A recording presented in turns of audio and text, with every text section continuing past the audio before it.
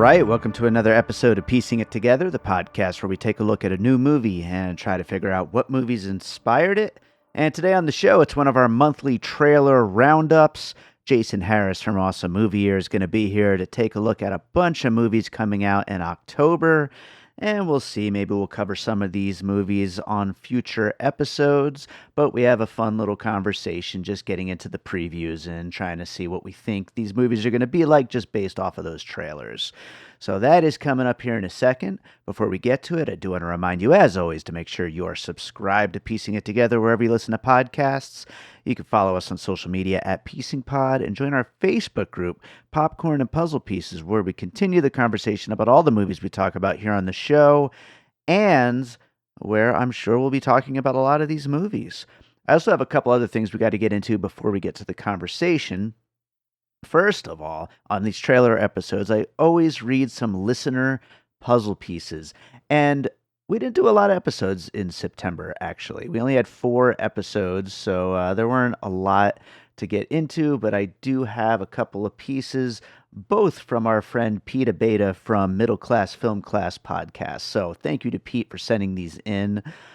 First of all, for the Meg 2, The Trench, he said Rambo 2 and Thor Ragnarok as big tone changes from the first movies, which absolutely, those are great ones, actually. Especially, I should have brought up Rambo 2. I think that would have been a great one to bring up on the episode. But going from something that's more serious, which the Meg was too damn serious, you know, and then went just straight up silly in action with the sequel, which, I mean, come on, if the Rambo series isn't that, what is it? So that's a great one, and definitely Thor works as well.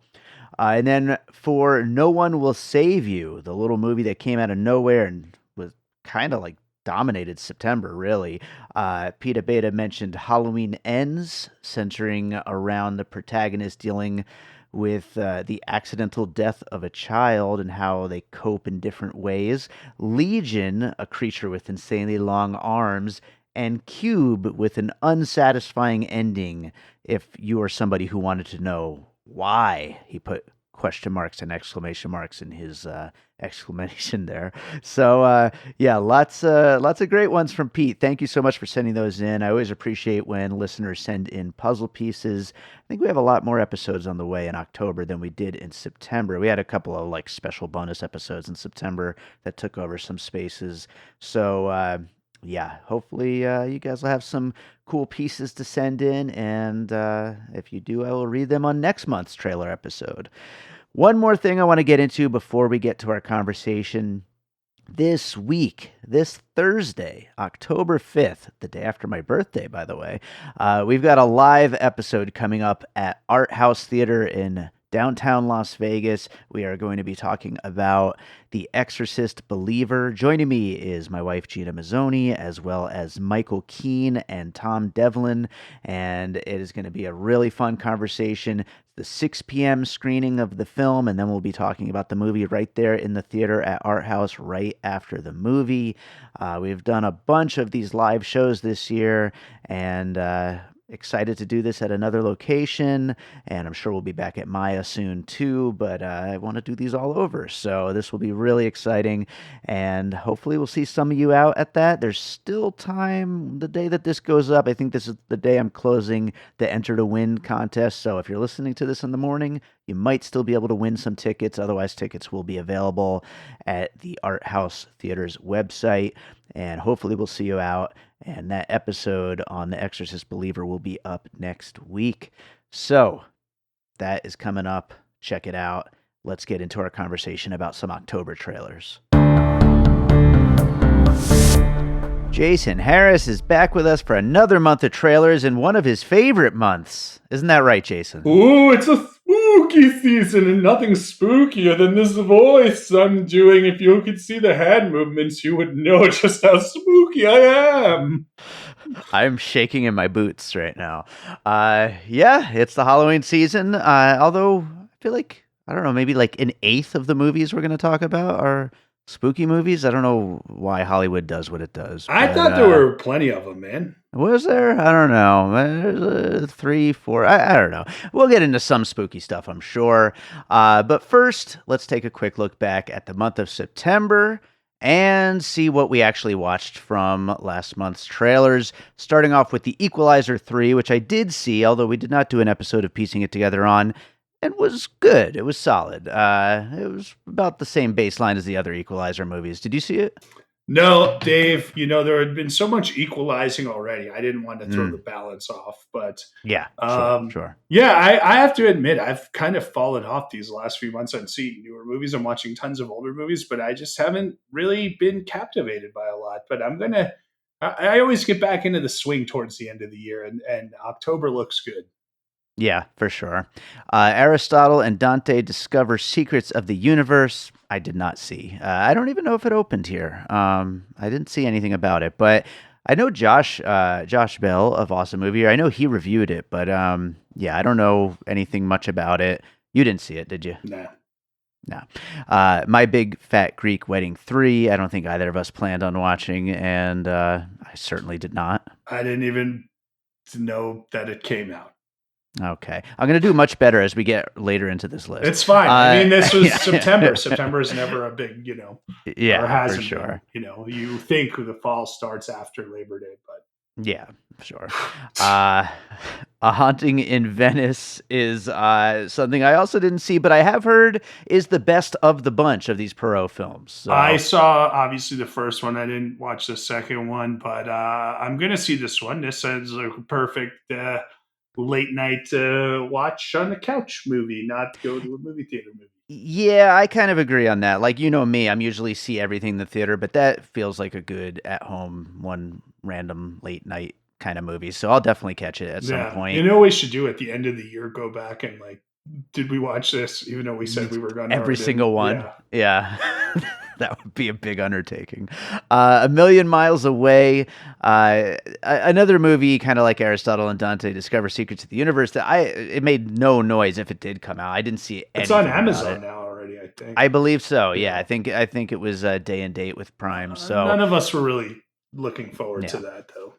Yeah, but can I just say I do like the song "A Million Miles Away" by the Plimsouls. Well, thank you for that recommendation. Maybe I'll have to check that song out at some point. Next up was The Outlaw Johnny Black, which I was looking forward to, and it actually did open here at Maya Cinemas, but I did not get a chance to drive across town to go see it. But I heard it's good, although I heard it's very different from Black Dynamite. It's not like a slapstick spoof kind of movie. It's just a good movie. I didn't even know it opened, but that's cool. I will, that's like got Hulu written all over it, right? For sure. So I did watch El Conde, and I was let down. I liked the idea of it. We talked about it during the trailer episode. I thought it sounded really clever, but I don't know. The setup was cool, but it just wasn't funny. And I kind of went into it expecting funny, and I got just so dry. It's even drier than it looked like, and I don't know, it just didn't do much for me. And I feel like the reaction that I've seen online has been pretty mixed. Some people were in my boat, some people really liked it. Yeah, I was going to watch it, and then I saw your Letterboxd review, which is not at Go for Jason, as you well know. And I said, well, Dave didn't really dig it, and I don't watch anything that Dave doesn't like. So there you go. That's what happened with that, Dave. Thank you for following my Letterboxd, Jason. That's what happened. I said Dave didn't love it, so I can't watch it. Love at First Sight is our next one. Rom-com just randomly out in September, but I know some rom-com fans who liked it, so maybe it's good. I don't even know. Remember what that was, dude. Yeah, fair enough. Spy Kids Armageddon looked so bad, and I definitely did not watch that one. I don't know. I mean, what's the last good Robert Rodriguez movie? Well, I am a member of the Alita Army, so I will go with Alita Battle Angel. I didn't ask what was the last movie you liked by him. I said, what's the last good movie? Alita Battle Angel rules, and don't you dare say anything bad about it. Paw Patrol, the Mighty movie, is not out yet. Comes out next weekend. I can't wait! There you go. Saw X, or Saw 10, I don't know what they want us to call it, came out this weekend, and freaking inexplicably everybody loves it. I don't understand how that's possible. That's good. Yeah, it's getting the best reviews since the first one. It's not really my series, but who knows? Maybe it's good. The Kill Room I watched this morning, and I liked it. It's just a good movie, but it was fun, so I recommend it. Robert Rodriguez, the first Machete movie he made was 2010. So assuming that neither of those sequels were good, Machete Kills or Sin City, like Right. that's 13 years ago, bro. Yeah, but he's a big purveyor of indie cinema, right? We got to celebrate him no matter what, I right? mean, I'm just saying, to me, I'm looking at it right now, and we had Planet Terror. I think the last good movie he made that I saw was Sin City in 2005. That's a long time ago. Yeah, I'm just looking. Jesus. I'm like, there's just not a lot of good movies here. Well, I hope he gets to do an Alita sequel, but we'll see. The last one that we talked about last month was Flora and Son, which also opened this weekend. I actually got a screener for it, and it wouldn't play, so I didn't get to see I mean, it. it just came out for me today, so Yeah, I'm probably going to watch that this weekend because I love me some John Carney, baby. absolutely, absolutely. So let's get into this month's movies, which first up, I of course have to mention The Exorcist Believer, which opens October 6th, and we're doing a live piecing it together at the Art House in downtown Las Vegas on October 5th. How come you're doing And Art House this time? well, I have always wanted to do a bunch of different theaters, and I had kind of sent out some feelers to some other theaters just to see anyone who might be interested, and they were like super psyched about doing it. So we are going to do some over there and possibly another couple. And I also have some talks with Maya about doing some more stuff over there too. So hopefully we'll be Art House doing is super multiples. nice, and Maya was a fun place to do it. So I am Yeah. good for both of those. I don't know who's on your panel this time, but I'm sure that they're the best ever. Well, I'm going to say who they are, but we'll get you on one of the next ones. No, But no worries. we've got we've got Michael Keane, filmmaker, has been on the show a bunch of times. We got Tom Devlin from Tom Devlin's Monster Whoa, Museum. big move. Yeah, he's cool, and I'm excited for him to be on it. And then we've got my wife Gina Mazzoni is going to be on the show. So she's a big fan of Nepotism. exorcism. It is nepotism for sure. She's a big fan of exorcism movies, so it should be fun. Even though the movie looks kind of No, terrible, it looks but fine. It's David Gordon Green doing what David I Gordon love Green David does, Gordon right? Green. So Yeah, this is just absolutely. his, hey, I did this for Halloween. Let me do this for The Exorcist type thing, right? Exactly. And I didn't like those either. Although I still love David Gordon Green. You love But him? I do. I mean, come on. He's involved with all the Danny McBride series. Come I mean, on. I love Danny Yeah. McBride. I don't know. And I like some David Gordon Green stuff. Like, didn't he do 50-50? That was a good movie. I don't think he did 50-50. If he did, I get to punch you. Wait, now we're gonna both look it up, I think, at the same time. He's directed. He's got 33 directing credits. Good for that guy. So, Yeah, he's done a actually, lot of he's a stuff. producer on what's it called on Jonathan Telemarketers. Levine. Oh, Jonathan Levine. He's great. David Gordon Yeah. Green. Meh. They sound alike, so Yeah, because he yeah. did the whackness. That's what I was. Yeah. Right. Well, let's move on then to Creepy Crawly, which will be on VOD on October 3rd. This is a Thai monster action horror movie that takes place in a hotel where people are like quarantining, but then these like bug creatures take over. And I've heard a lot of really good things about this one out of like festivals and stuff like that. And the company putting it out, Well Go USA, they put out Project Wolf Hunting, which was one of my favorite like crazy foreign action horror movies of the year. So that's why I wanted to include that on this list. What do you think about this Dave, you trailer? got a lot of insiders at the festivals. You got a lot of PITers, I, PITT. I'm on Twitter 24 fucking 7. That's So it. So, hey, this yeah. looks cool. I mean, did you watch Station 11? That I awesome limited I watched the series. first few episodes of it, but I never finished it What though. a dummy.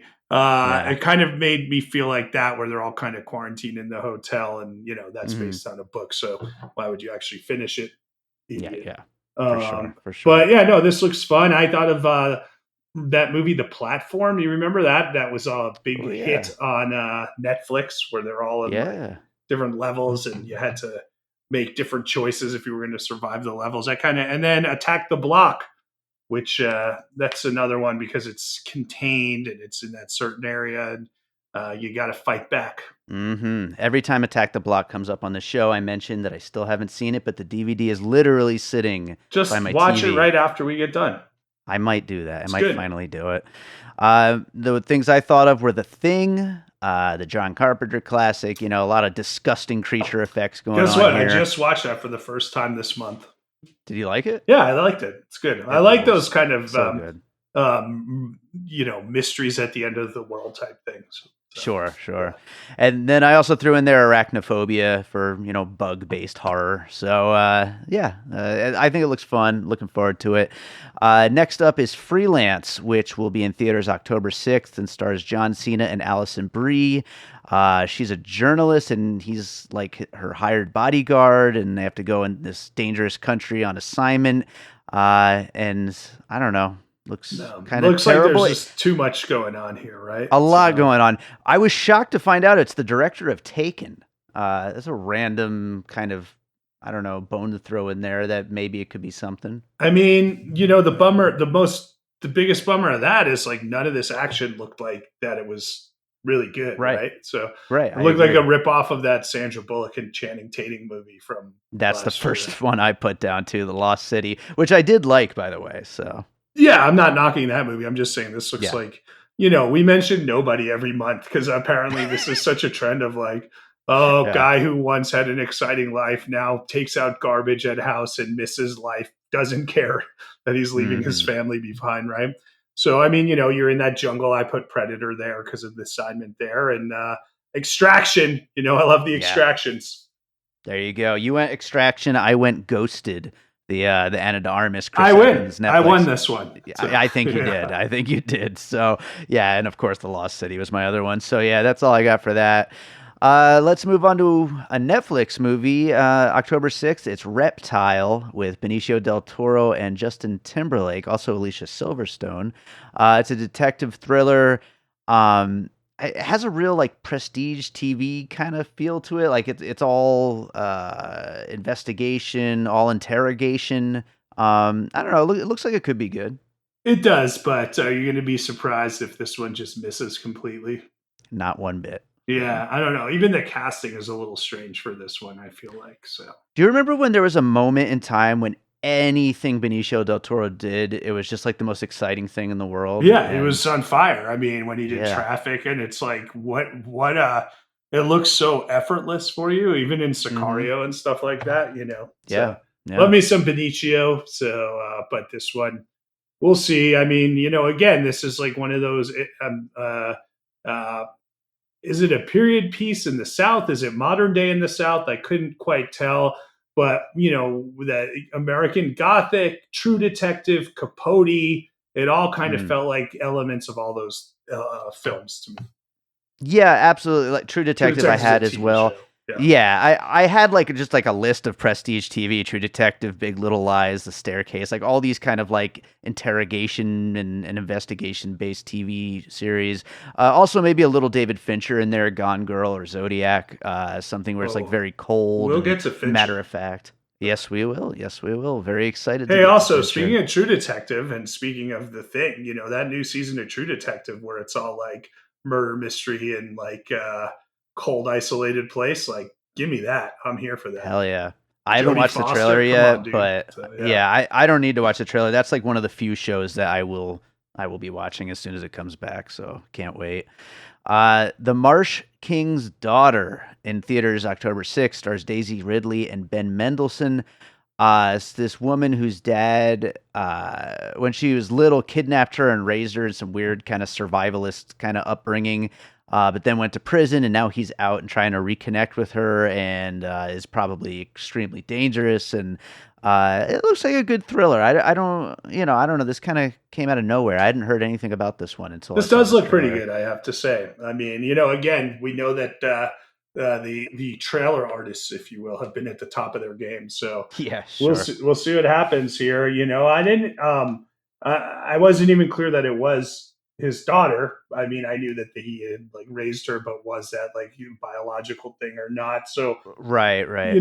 this kind of idea of cult of personality, should we say? I thought Mm, about Cape Fear, the yeah. De Niro character who comes out of prison for revenge. I thought about the movie Room because there seemed to be elements of that, of like, you know this was a family and now or the girl was kidnapped. She had the baby with the kidnappers. The baby, obviously she raises, and there were certain family members like her dad who were unable to accept it. It seemed like there were some elements of murkiness Sure. there. And then the last thing I put down was Resurrection.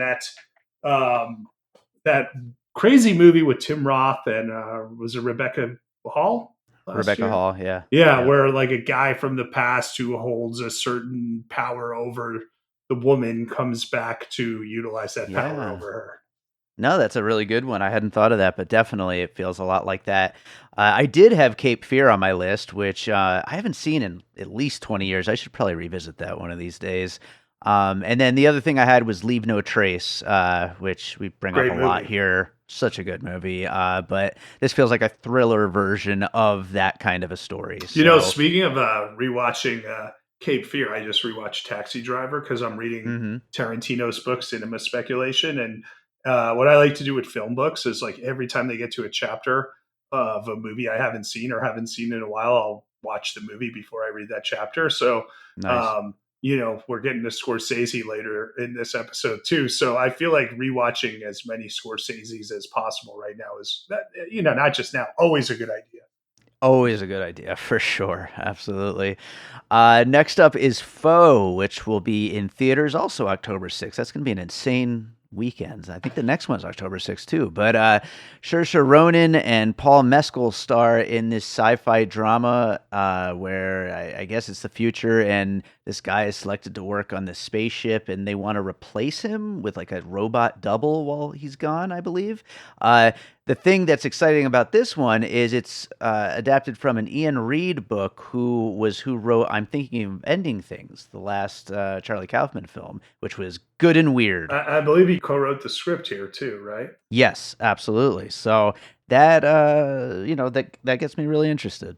I mean, dude, I'm all in on this because we already know that Saoirse Ronan is a beast, right? Yeah. And Paul Mescal is probably going to be the biggest male star in the next 5 years, I'd say. Or It seems that way, and everybody loves him. I haven't really liked any of his roles yet. I'm waiting for that role where I'm like, oh yeah, okay, I'm on board too. oh, this is what I was going to say. I don't even see him as like you look at like an Austin Butler, right? And he's clearly going for like mainstream, give it to me. Like I want to be the big mainstream star. And Mescal isn't, he's doing movies like that, like Gladiator 2, but he seems to really be careful about the movies he picks. I mean, I thought he was great in After Sun, but if you haven't seen anything that like has knocked you out by him, go watch Normal People, the mini series on or the limited series on Hulu, which I think is up your and Gina's alley. Like, Mezcal and Daisy Edgar Jones, like that made them because they're just so awesome in that. And it was interesting because that came out during the pandemic. And I think that was one of the things where like people were like, maybe wouldn't have locked in as much if they weren't as home. But because of that, like they really, really did. So yeah, I'm on Team Mezcal Right on, right on. What do you got for and I'm pieces on here? Team Edgar Jones. Who's not on Team Edgar Jones? I don't know. Well, I Yeah. mean, and we've mentioned like Elysium and Interstellar, things like that before, where Elysium is like we have to go to this space colony and live our lives out there and everything. So I kind of thought about movies like that. And then there's this idea with Shushu. There's this idea for Saoirse Ronan's character that she seems to want more or need more in regards to not just what she can attain here on Earth. And that reminded me of Richard Dreyfuss's character in Close Encounters of the Third Kind. Oh yeah, I could see that for sure. And yeah, definitely Elysium's a great one to include here. I was thinking about Moon, the Duncan Jones film with Sam Rockwell, and he's kind of has to work with doubles of himself, and I don't know exactly where this movie is going to go, but certainly there's clones or robot versions of people involved. Also, Eternal Sunshine. Of course, as soon as I hear Kaufman, I'm thinking of like this intersection of sci-fi and romance, and how a big sci-fi idea can affect a love story. And the other one I also threw in there is After Yang, which this kind of feels like this like near future where like there's just like this one sci-fi idea thrown into an otherwise kind of normal existence. And so I don't know, it's definitely kind of the kind of movie where it's going to be interesting to see where it goes because they don't kind of let on too much about it. So yeah, I'm Yeah, really excited for this. I'm down with this one. I got it that they both are on Earth. She gets chosen to go to space, but he doesn't, and they're gonna like you. Maybe that's where that kind of robot double comes in for him. Yeah, so something like that. So yeah, looking forward to it. Next up is Cat Person. Like I said, also October 6th in theaters. Amelia Jones and Nicholas Braun star. I know your buddy Yeah, from we're Succession. good friends. Yeah. Great supporting cast too. And I know this was like one of the big like hypes out of Sundance. But I hadn't heard much about like what this was actually about until I watched this trailer. And I thought this looked just awful. I So, don't know. What did you think? so if I'm not mistaken, the movie is based on a short story that was done for the New Yorker, right? Right, right. And from the trailer, what you get from the first half is this kind of cute rom commy thing, right? And Sure. then she wants to break it off with him, and he becomes like a stalker. That's what I got out of Yeah. the trailer, right? So, Yeah, um, absolutely. you know, Absolutely. so yeah, I mean, I tonally I wasn't sure because it seems like there's a real tone shift. I mean, I thought of stuff that like Fatal Attraction or like we covered Basic Instinct on Awesome Movie Year, stuff where like one person really has the power. Sure. But I'm not really sure. I don't know, man. So Yeah, it's a weird one. I mean, the main thing that I got out of this, and not in like a Barbie, like the idiots who said Barbie is anti-man or anything like that, but I got like really all men are scumbags in this trailer. Like that is kind of really what I got out of this, and so I thought of Promising Young Woman, which is right. definitely a movie that explores that. I also thought of Noah Baumbach's Marriage Story because it seems like once things kind of go off the rails, these two are just going to be at each other's throats the whole time. I don't know. This just seems super negative. Yeah, I mean, I wish I just only hope it can be as weird as Cat People, the Paul Schrader movie. That would be that would be very fun. Or Sleepwalkers, the Stephen King movie where people are in cat suits. I mean, this guy's a cat person, but the whole point is he's lying about it, right? So, Yes, absolutely. Yeah. what about Don't Mess with Cats? That was another good weird piece on I Netflix. I never saw that. You should I'll have watch to it. check It's that a. out. Do you know what that is? No, it sounds It. like I like the name. You would like it. You guys would like it because it's real juicy. It's like a 3-part true crime series about like this guy posts. It's like a documentary. This guy posts a video of him like torturing a cat, which is terrible, right? Mhm. But then like these like amateur sleuths, like one of whom who lives here in Vegas, they like tracked this dude just based on what they could find on the internet, and I think they basically uncovered that he murdered someone. It's pretty interesting. Wow. Yeah, that does sound pretty damn good. I'm gonna Yeah, have to check that out. Next up is Fair Play on Netflix, October 13th. Let's see if I could do this. Alden Enrich. he's back, Eric, baby. he's back. He's been back Ehrenreich? one Is it one role Ehrenreich? after another. Yeah, Yeah. he's in so much stuff this year, and he's good. So I'm glad. And Phoebe Dynevor, another hard to say name. They star in this sex thriller, or I don't know if it's a sexy thriller or not. I kind of got that it is, but I'm not sure if it is. But they both work at this company, and the one gets a promotion before the other, and it kind of starts putting a wedge between their relationship. Yeah, I mean that's kind of that kind of pretty much covers it. I'd have to say. Sure. Yeah. So there are the two issues, right? The issue again of power and the issue of money. There's a lot of movies. Man, there's so many movies about like rich people and how scumbaggy they are and all this stuff lately, right? So Yeah. Yeah. um, you know, for this one, I mean, I put Wolf of Wall Street because of the opulence of like money over everything, and I put Sanctuary, that movie from earlier this year with Christopher Abbott, where they're Sure. kind of uh, in some type of high power situation, but the sex is the driving force. And then I thought of Secretary, the classic with James Spader and our friend Maggie Gyllenhaal. Absolutely. Absolutely. All good ones right there. And I also thought of Sanctuary. Another wolf I thought of, Who's Afraid of Virginia Woolf. There's going to be a lot of blow ups in this, a lot of big performances. So I thought of that. And of course, Succession, the backstabbing and relationships in the office and all that kind of stuff. So throw a little bit of that in there too. Yeah, But this is Chloe Demott's feature debut. So yeah, let's see yeah, what's up, bro. I'm looking forward to it.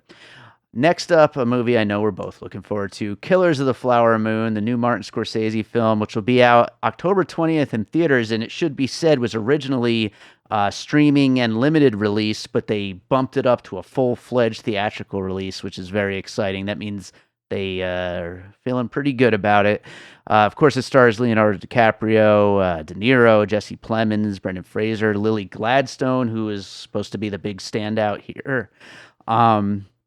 I haven't read the book. Have you read the book? I'm reading it right now as we speak. Okay. Because Right I'm on. bored listening to you. No, but I am reading Thank it you. right now. Thank you. So, Yeah.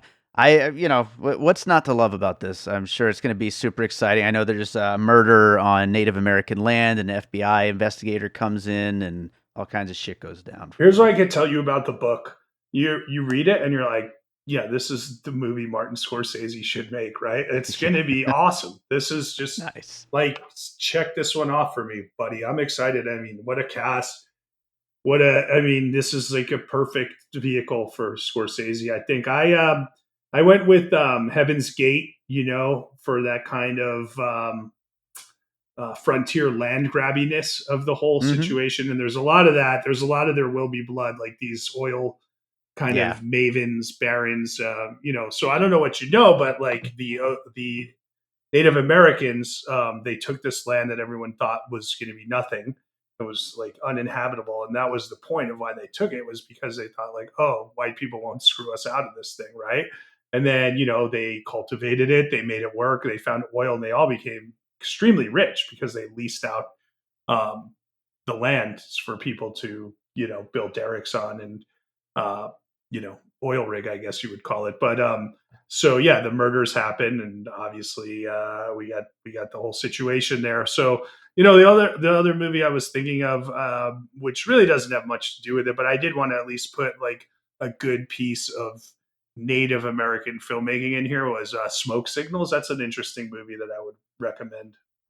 I haven't seen that. I don't know much about that, but I will say I just watched Thunderheart, a movie that I'm actually talking about on another podcast, which also deals with a murder on Native American land, and an agent coming in to investigate, and kind of butting heads with the community there and the customs and all that.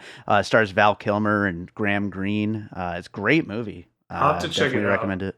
Throw Wind Yeah, River really on good. my list too. Yeah, and Wind River's the other one I have. I think that's a pretty easy one to go with for sure. So yeah, can't wait. Next up is Old Dads on Netflix on October 20th. This is directed by Bill Burr and stars Bill Burr, Bobby Cannavale, Bokeem Woodbine, Katrina Bowden, Natasha Leggero.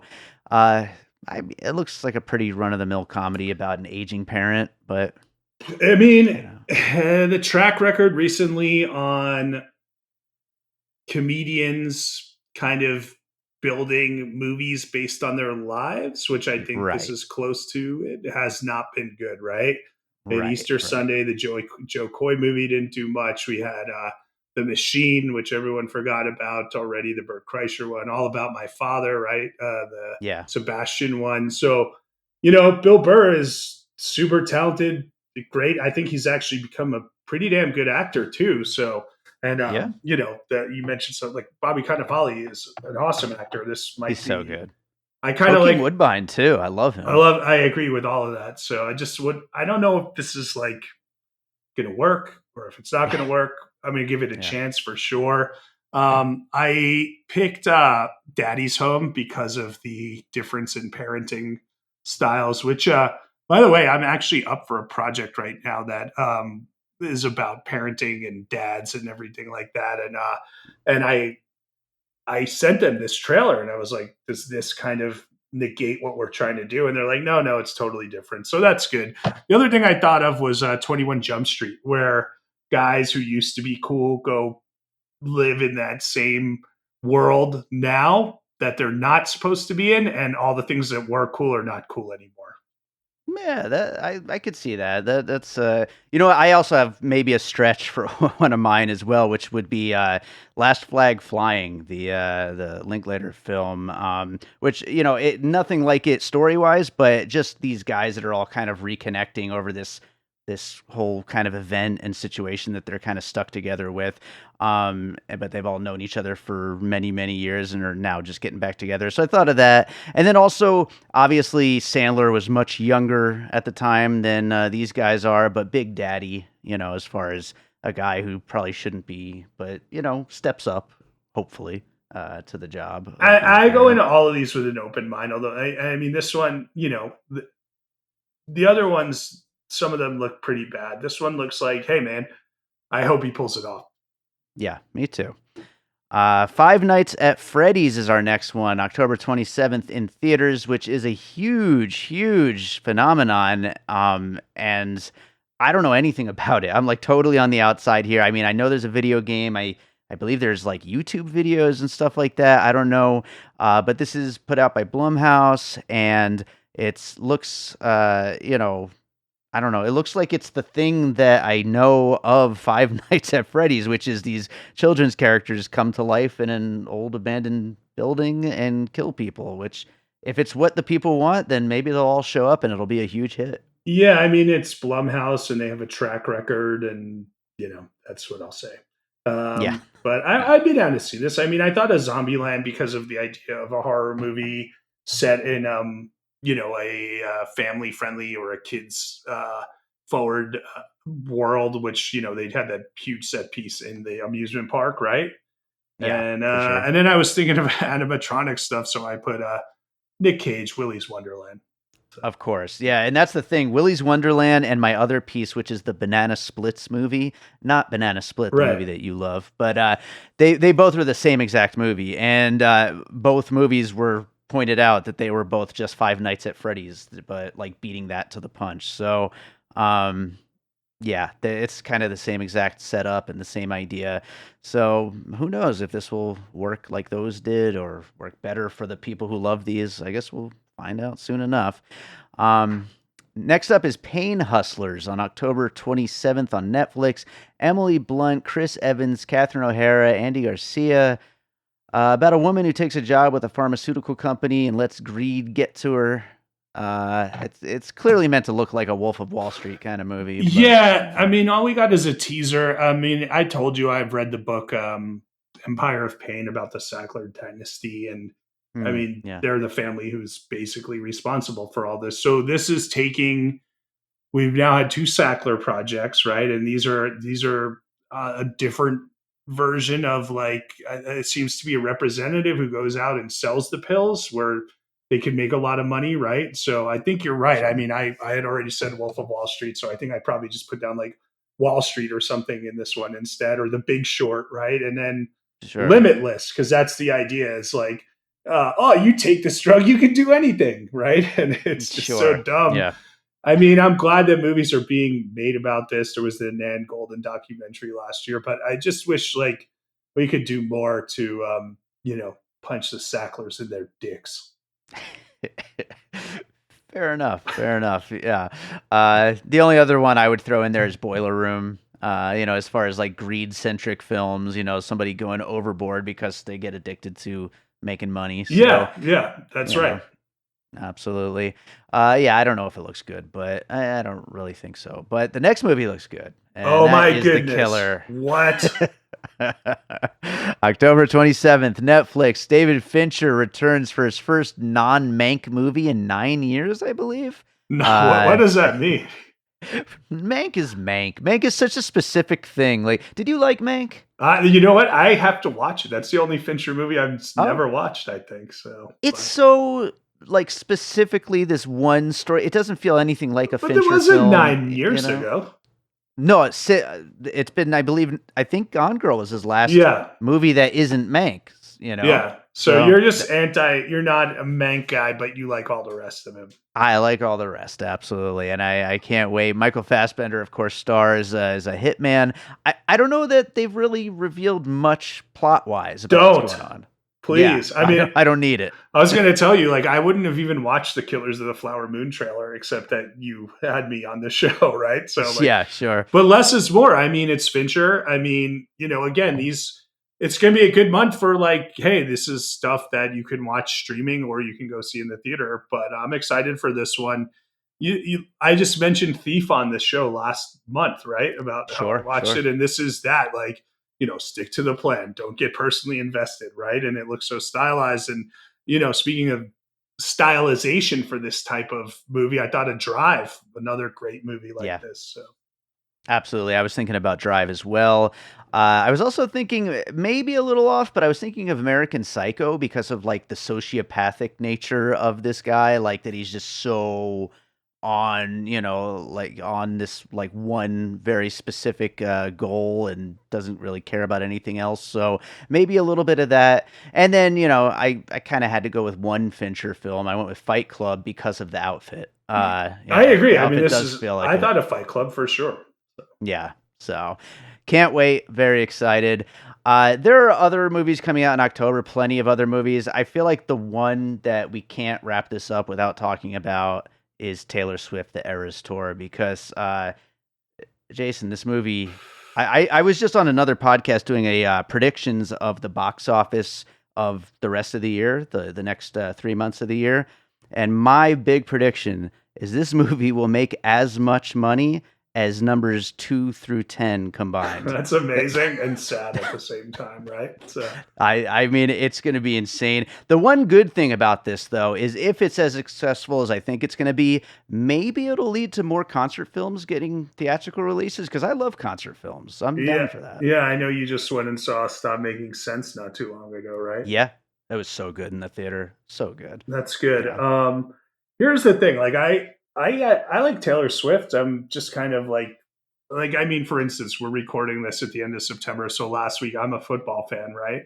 And it was Mhm. just like back in the Tim Tebow days, because like he was, or when Tom Brady and Giselle got together, right? When Oh, yeah. she's now dating Travis Kelsey, and it's like, what did Taylor Swift do at the game? And it's like, I don't care, leave me alone. Like, and this just feels, we know she is very, let's say, methodical about how she presents herself, right?